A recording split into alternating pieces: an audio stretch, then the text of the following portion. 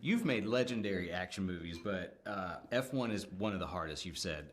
What made F1 the biggest logistical beast? Because you're traveling around the world. We built 6 cars. We had to transport them around the world. We built a garage. We had to transport that around the world.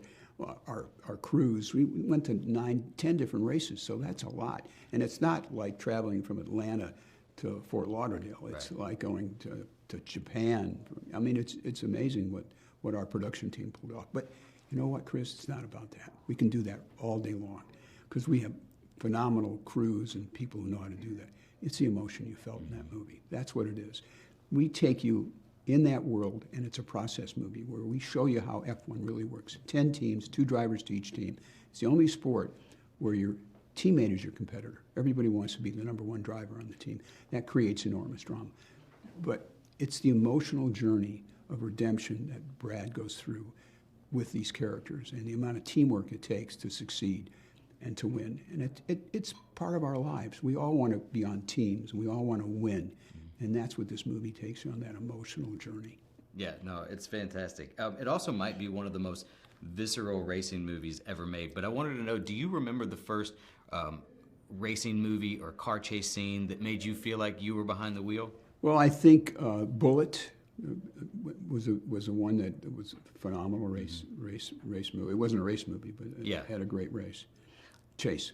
And French Connection. That's another one that was terrific. Yeah, recently, for me, I really love Death Proof with Tarantino. That chase scene in that movie is insane. He's amazing. Yeah.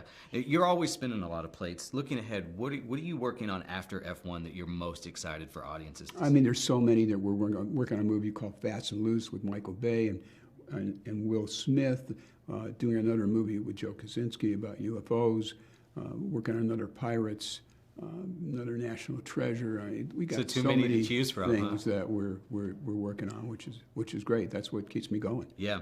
Now, be honest, Jerry. At any point during production, did you see an empty car, jump in, take a few laps? You know, everybody asks me that question. Yeah. Now I wish I hadn't asked it. No, it's okay. But what you don't understand, first of all, the seats are molded to your body. Oh wow, I didn't know that. And even an F2 driver to get into an F1 car takes them a week to figure out how to drive and how to understand the steering wheel. Wow. You're piloting a rocket. They're going 220 miles an hour. The downforce is amazing. You're taking 5 Gs in the corners. Your neck's destroyed. You know, you could throw your neck out for a month unless you're trained. The training you see in the movie, these drivers do it every week.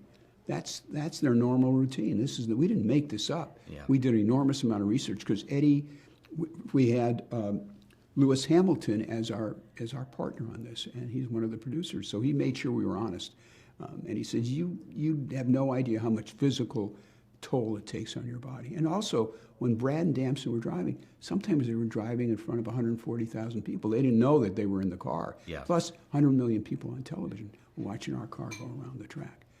So they have to learn how to drive. They have to learn how to act, and then they have the fear of embarrassing themselves. So no, then. You didn't drive the F1 car. No. I drove a McLaren one time on a racetrack. It scared the shit out of me. Now, you've helped build these vehicles, both metaphorically and literally, for Tom Cruise and Brad Pitt to sort of reaffirm their star power. I want to know, is there like a thrill for you in being able to give these opportunities to those guys to show the world what they've still got? I'm just lucky to be able to work with them, I'll tell you that. They're such gifted actors, and they work so hard at their craft.